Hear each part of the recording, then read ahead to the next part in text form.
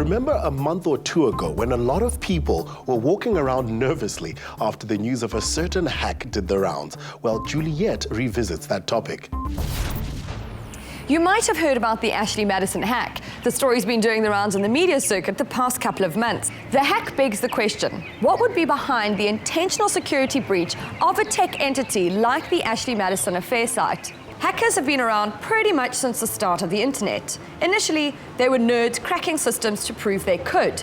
The past decade has given rise to a new breed, the Hacktivist. I think it has to do in part with the fact that we always think that things are being hidden from us, whether it's from governments or big companies or whoever it might be. We always feel that we're not getting the full story. And I think these sorts of leaks of data appeal to the public precisely for that reason, right? The group Anonymous has become synonymous with the hacktivism.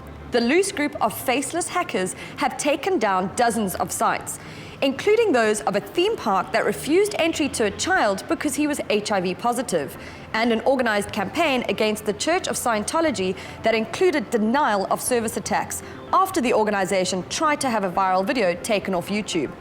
After WikiLeaks founder Julian Assange published thousands of online diplomatic cables and became a diplomatic hot potato, Anonymous launched a campaign called Avenge Assange. They're even targeted governments. Zimbabwe was in their crosshairs for censorship, and Nigeria for its homophobic laws. So one of the local examples of sort of moral hacktivism was a WikiLeaks collection of documents from the South African spy agency. And this arguably did more damage than good because it made the South African spy agency firstly look terrible internationally, but it could also make it more difficult for international agencies to share information with the South African intelligence services because of worries that it might get out. The Anonymous phenomenon has inspired other hacktivists, like the Impact team. They were the ones that claimed responsibility for the Ashley Madison hack. Ashley Madison was relatively unknown, at least to the non-adulterers among us, until hackers broke into its servers and released more than 30 gigabytes of customer and company data a few months ago, propelling it into the spotlight. The hacktivist group, Impact Team, gave the Ashley Madison team warning before doing it though, and when their warning fell on deaf ears, they attacked.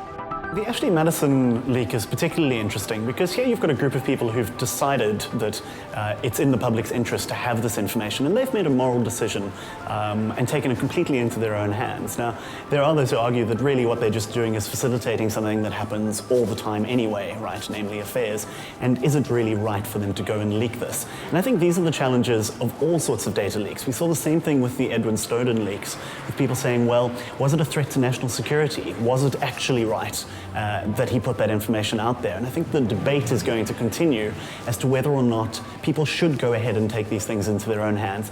Although no credit card data has apparently been leaked, personal contact information has, leading to several online tools sprouting over the web for worried spouses to check whether their doting partners are in fact true to them or not. In the world of online communication, things might not always seem so real until a hack like this threatens your very livelihood, relationship, or job. Moral of the story? Don't do anything online that you wouldn't do in real life.